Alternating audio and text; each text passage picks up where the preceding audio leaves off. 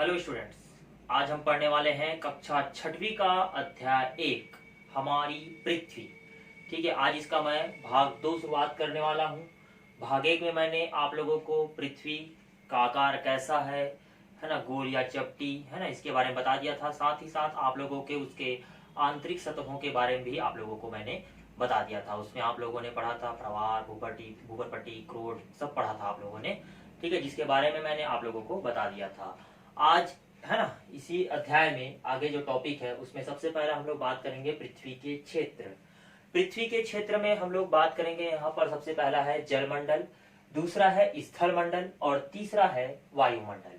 ठीक है, इन तीनों, है ना, क्षेत्र के बारे में हम लोग बात करेंगे, समझेंगे और जानेंगे कि ये पृथ्वी में, है ना, कहाँ कहाँ और किस जगह पर कितने भाग पर है, इसके बारे में हम लोग बात करेंगे। उसके बाद बात करेंगे इसमें वायु किससे बनी है। ठीक है, उससे रिलेटेड जो क्रियाकलाप है, जो प्रयोग है, पहला, दूसरा और तीसरा, इसको भी हम लोग क्या करेंगे, समझेंगे। ठीक है, तो चलिए आपको लेकर चलते हैं पहला नंबर टॉपिक पृथ्वी के क्षेत्र में। सबसे पहला नंबर जो है वो है जलमंडल।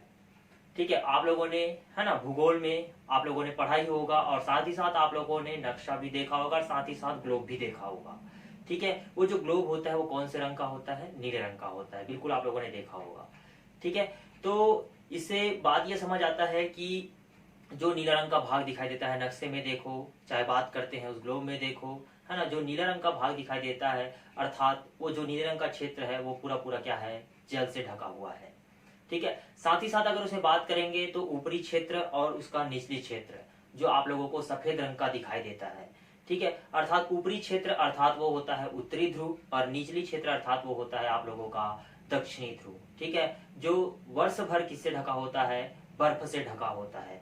ठीक है, क्योंकि वहां का तापमान कैसा होता है, बहुत ही नगण्य होता है, कम होता है, जिसके कारण से जो पानी होता है वह बर्फ के रूप में क्या हो जाता है, परिवर्तित हो जाता है। ठीक है, इसके पिछले वाले अध्याय में आप लोगों ने पढ़ा था, जब कोई जल, है ना, जल का जो टेम्परेचर होता है ना, डाउन हो जाता है, 0 डिग्री सेंटीग्रेड पर आ जाता है, या जिसको हम लोग हिमांक कहते हैं, तब वह बर्फ के रूप में क्या हो जाता है, परिवर्तित हो जाता है। ठीक है, आगे बात करते हैं इसमें। सबसे पहले तो जलमंडल मैंने आप लोगों को बता रहा हूँ, तो जो आप लोगों ने पृथ्वी, है ना, जो गोल होता है उसमें देखा होगा, जो ग्लोब होता है उसमें देखा होगा आप लोगों ने। ठीक है, तो ग्लोब में जो नीले रंग का जो भाग होता है, जितना भाग आपको नीले रंग का दिखाई देगा, मतलब समझ जाना कि वह किसको दर्शा रहा है, जल को दर्शा रहा है।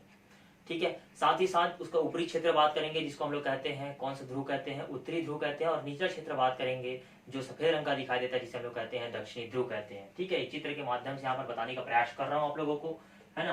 पृथ्वी का आकार कैसा है, गोल है, इसको तो आप लोगों ने समझ ही लिया है। ठीक है, तो ये जो ऊपरी क्षेत्र होता है यहाँ पर, इसको हम लोग कहते हैं उत्तरीय ध्रुव। कौन सा ध्रुव कहते हैं, उत्तरी ध्रुव कहते हैं, ये बिल्कुल याद रखिएगा। ठीक है, और ये वाला जो भाग होता है उसको हम लोग कहते हैं दक्षिणी ध्रुव। कौन सा ध्रुव कहते हैं, दक्षिणी ध्रुव कहते हैं। ठीक है, ये बिल्कुल याद रखिएगा। ठीक है, परीक्षा में पूछा जाता है ना, और पेपर में भी आता है। तो इतना जो भाग होता है ना, ऊपर वाला भाग जो होता है आपको सफेद रंग का दिखाई देता है, ये वाला भाग जो दिखाई देता है आपको सफेद रंग का दिखाई देता है।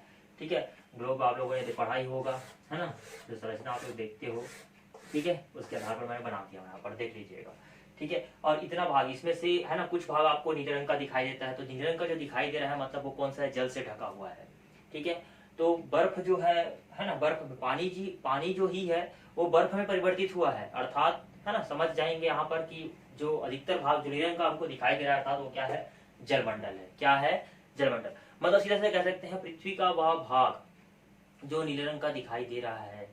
ठीक है, जहां पर पूरा आप लोग को नदी, समुद्र, झील, ऐसे भूभाग आपको उसमें नक्शे में नीले रंग का दिखाई देगा, या उस ग्लोब में दिखाई देगा जो नीले रंग का दिखाई दे रहा है, मतलब वो पूरा पूरा भाग किसका है, जलमंडल का है। किसका है, जलमंडल का। चलिए आगे बात करते हैं इसमें स्थल मंडल। क्या बात करते हैं, स्थल मंडल। तो पृथ्वी का वह क्षेत्र है ना, या उस नक्शे में या उस ग्लोब में, पुनः उस क्षेत्र को, अब नीले वाले भाग को बिल्कुल छोड़ दीजिएगा, उस सफेद वाले भाग को छोड़ दीजिएगा। ठीक है, अब उस नक्शे में या उस ग्लोब में ऐसे भाग को देखने का प्रयास कीजिएगा जहां पर आपको वो कैसा दिखाई देता है, भूरा दिखाई दे रहा होगा, पीले रंग का दिखाई दे रहा होगा, या हरे रंग का दिखाई दे रहा होगा।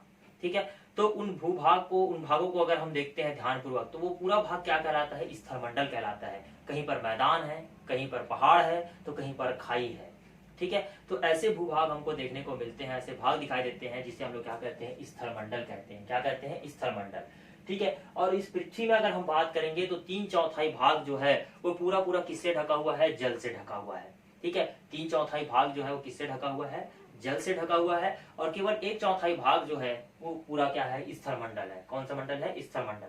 तो आप समझ गए होंगे कि इस पृथ्वी में, ठीक है, सबसे अधिक मात्रा में क्या है। तो बिल्कुल आप बता सकते हैं 3/4 भाग पर क्या पाया जा रहा है, जल। तो सबसे अधिक मात्रा में जल का स्थान है यहाँ पर 3/4 भाग, है ना। 3/4 भाग जो है वो जल से ढका है और 1/4 भाग किससे है, स्थलमंडल का है।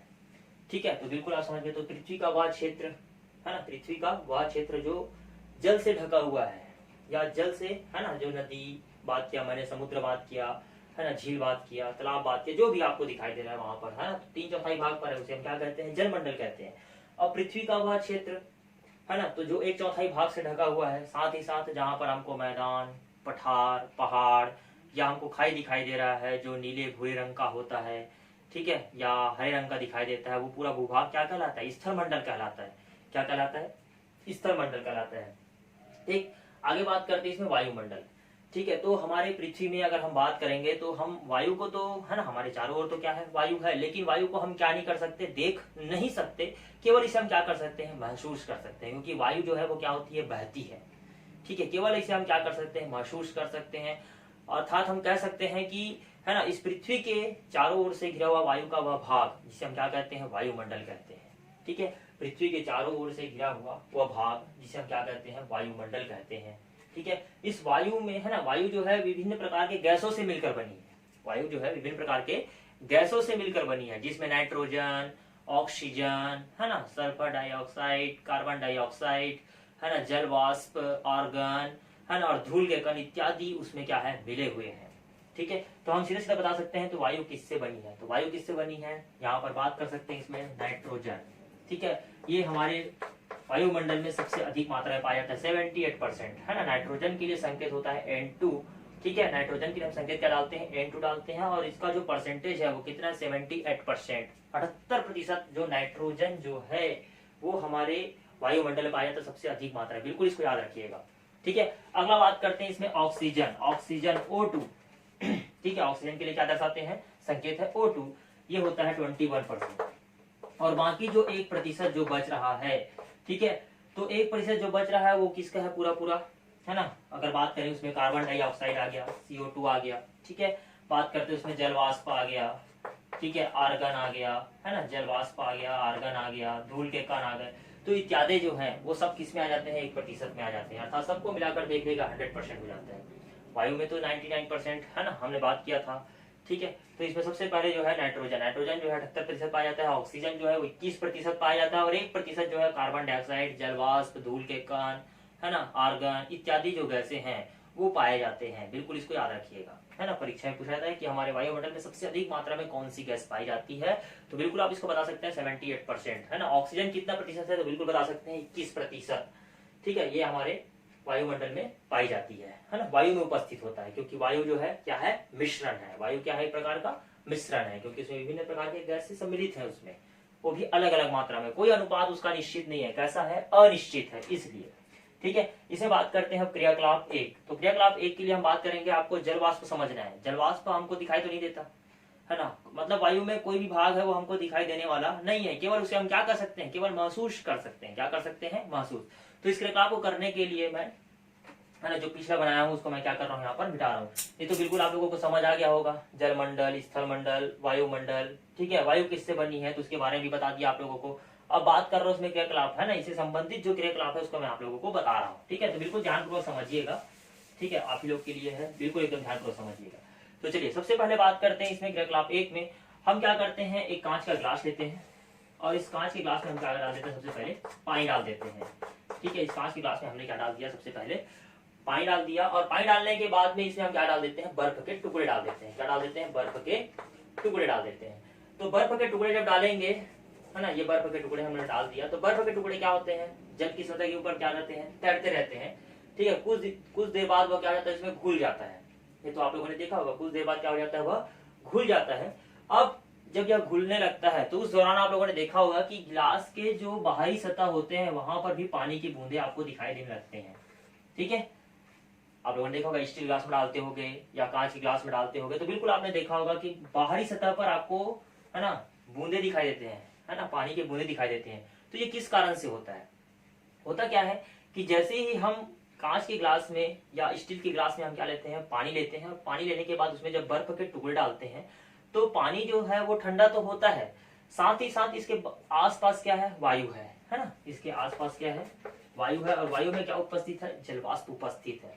तो ये क्या होता है, इस ग्लास की सतह के संपर्क में आता है और क्या हो जाता है, ठंडा हो जाता है। क्या हो जाता है, ठंडा हो जाता है। और यही छोटी छोटी बूंदों का रूप ले लेते हैं जो ग्लास के बाहरी सतह पर आपको दिखाई देता है। अर्थात इस वायु में हम बता सकते हैं कि क्या उपस्थित है, जलवाष्प उपस्थित है।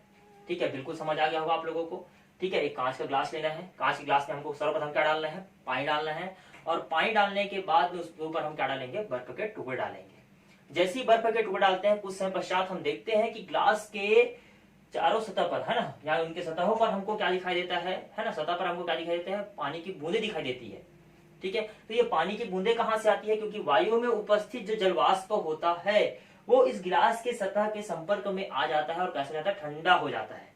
और ठंडा हो जाने के कारण से वह छोटी छोटी बूंदों का रूप ले लेते हैं। तो ये हमें यहाँ पर दिखाई देता है, जिसे हम क्या कहते हैं, जलवाष्प कहते हैं। ठीक, तो ये पहला नंबर जो क्रियाकलाप है बिल्कुल उसको आप लोगों ने क्या कर लिया, समझ लिया। ठीक है, चलिए दूसरा क्रियाकलाप करते हैं जिसमें हम लोग ये जानेंगे कि वाकई में वायु के अंदर कार्बन डाइऑक्साइड या वायु में जो कार्बन डाइऑक्साइड गैस है वो कैसे सम्मिलित है या नहीं है। बिल्कुल इसको हम समझ सकते हैं। चलिए, तो इसको समझने के लिए हमको करना है, एक कांच का क्या करना है, अपने को बोतल लेना है। क्या लेना है अपने को, एक कांच का बोतल ले लेंगे, या प्लास्टिक का भी ले सकते हैं, कांच का बोतल भी ले सकते हैं। ठीक है, ये कांच का हमने एक बड़ा सा बोतल ले लिया हम लोगों ने। ठीक है, ये लेने के बाद में हमको लेना है साथ ही साथ चूने का पानी भी लेना है अपने को। ठीक है, 2 छिद्र वाला कार भी लेना है, एक सीधी नली लेना है और एक मुड़ी हुई नली लेना है। ठीक है, आपको लेना है, प्लास्टिक का बोतल भी ले सकते हो या कांच का बोतल ले सकते हो। साथ ही साथ आपको लेना है चूने का पानी लेना है। और चूने का पानी लेने के बाद में आपको लेना है 2 छिद्र वाला कार्क लेना है और एक सीधी नली लेना है और एक मुड़ी हुई नली लेना है। ठीक है, ये सब लेने के बाद अपने को करना क्या है, सर्वप्रथम हम एक कांच का बोतल लेते हैं और कांच के बोतल लेने के बाद में हम उसके अंदर डाल देते हैं चूने का पानी। क्या डाल देते हैं, चूने का पानी डाल देते हैं। चूने का पानी डालने के बाद में हम इसके ऊपर, है ना, मुंह में क्या लगा देते हैं, 2 छिद्र वाला कार्क लगा देते हैं। ये 2 छिद्र वाला कार्क हमने लगा दिया, 2 छिद्र वाला कार्क लगा देते हैं। और एक सीधी नली लेकर हम क्या करते हैं, इसे चूने के पानी के, है ना, पूरे सतह के अंदर तक ले जाते हैं, एक सीधी नली को। ठीक है, ऐसे करके पहले नली को हम क्या कर देते हैं, लगा देते हैं, जिसको हम लोग नाम दे देते हैं ए नाम देना है, ए दे सकते हो, अ नाम देना है, अ दे सकते हो, का नाम देना है, क दे सकते हो। जो नाम आपको देना है पहली नली को आप दे सकते हो। ठीक है, उसके बाद जो मुड़ी हुई नली है, जो मुड़ी हुई नली लेना है अपने को, उसको हमको चूने के पानी के सतह के ऊपर रखना है, डुबाना नहीं है, इस बात का ध्यान रखना है। देखो पहला वाला डूबा हुआ है, लेकिन दूसरा वाला आपको क्या करना है, इसके सतह से ऊपर रखना है ना, और इसको बाहर निकाल देना है ऐसे। ठीक है, ये मुड़ी हुई नली है इसलिए बाहर रहेगा। ठीक है, अब ये काम करने के बाद में, ठीक है, हमने क्या लिया, एक प्लास्टिक का बोतल लिया या कांच का बोतल लिया, उसके अंदर सर्वप्रथम हमने क्या डाला, चूने का पानी डाला। चूने का पानी डालने के बाद में हमने 2 छिद्र वाला कार्क लगाया और उस पहले वाले, है ना, पहले वाले छिद्र में, है ना, कार्क के छिद्र में हमने पहले वाले में सीधी नली लगाई, जो सीधा कहाँ चले गया, चूने के पानी के अंदर। और दूसरी जो मुड़ी हुई नली हमने लगाया तो वह कहाँ रहा, पानी के सतह के या चूने के पानी के सतह के ऊपर रहा और उसे हम बाहर ले गए। ठीक है, अब करना क्या है हमको, इस जो मुड़ी हुई नली है वहां से हमको क्या करना है, अपने मुंह से, है ना, अपने मुंह से क्या करना है, हवा को क्या करना है, खींचना है। हवा को क्या करना है, खींचना है। जैसे ही हम इसके अंदर की उपस्थित वायु की हवा को क्या करेंगे, खींचेंगे, होगा क्या कि यहाँ से वायु प्रवेश करेगा, यहाँ से वायु क्या होगा, प्रवेश करेगा।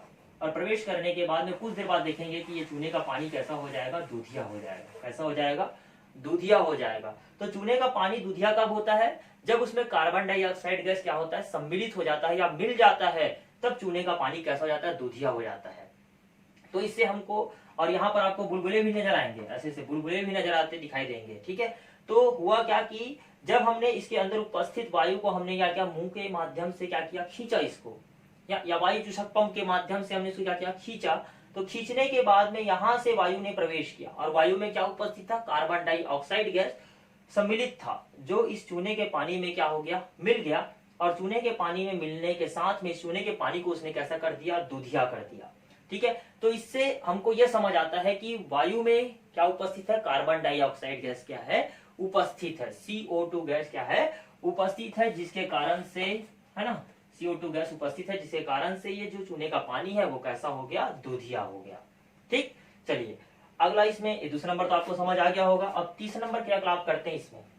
ठीक है, तीसरा नंबर क्रियाकलाप में आपको करना क्या है कि आपको एक ऐसे स्थान का चयन करना है, या अपने स्कूल के रूम में बात कर सकते हैं, या अपने घर में ऐसा कोई भी कमरा होगा जहां पर सूर्य का प्रकाश अंदर आता होगा।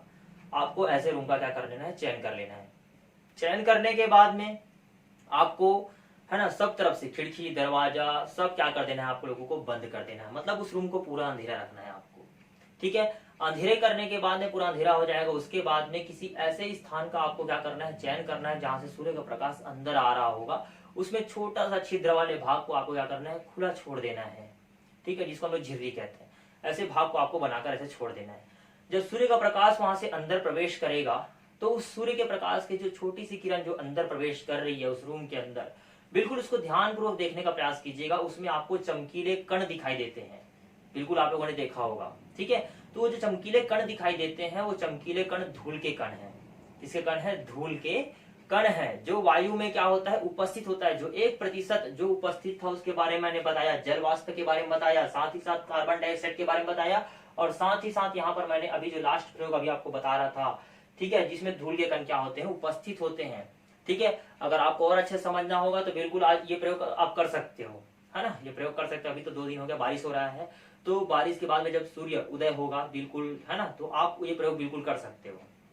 ठीक है, या नहीं किए होगे तो भी आपने इसको देखा ही होगा। उस जो किरण चलती रहती है, जो किरण अंदर, प्रकाश की किरण जो है अंदर प्रवेश कर रही है, उसमें कभी आपने हाथ को ऐसे चढ़ाया होगा या कोई और भाग को चढ़ाया होगा, बिल्कुल आपको उसमें धूल के कण, है ना, आसपास दिखाई देते हैं वातावरण के हिसाब से, है ना। अगर वातावरण आपका शुद्ध है तो उतना तो दिखाई देने वाली, अगर अशुद्ध है थोड़ा वातावरण में, ठीक है, तो उसमें आपको चमकीले कण दिखाई देते हैं, जो होते हैं धूल के कण होते हैं। ठीक है, तो आपने जलवाष्प, साथ ही साथ कार्बन डाइऑक्साइड और जो धूल के कण थे उसके बारे में जान लिया, जो वायु में क्या होता है, सम्मिलित होता है। तो आप बिल्कुल समझ गए होंगे। तो वायु किसकी बनी होती है, तो वायु किसकी बनी होती है, नाइट्रोजन 78%, ऑक्सीजन 21%, और 1% जो है वो क्या है, जलवाष्प है, कार्बन डाइऑक्साइड है, और धूल के कण उसमें क्या होते हैं, मिले हुए होते हैं। ठीक है, तो आज मैंने आप लोगों को जितना यहाँ पर पृथ्वी के क्षेत्र में जलमंडल, स्थलमंडल, वायुमंडल और वायु किससे बनी होती है, और साथ ही साथ उसमें जो क्रियाकलाप करके मैंने बताया, बिल्कुल आप लोगों को समझ आया होगा। आप लोगों के लिए 3 होमवर्क दे रहा हूं मैं। ठीक है, मतलब 3 परिभाषा लिखना है आप लोगों को, जलमंडल, स्थलमंडल और वायुमंडल। ये 3 परिभाषा लिखकर आप मुझे क्या करेंगे, भेजेंगे। ठीक है, तो आज के इतना बहुत है, धन्यवाद।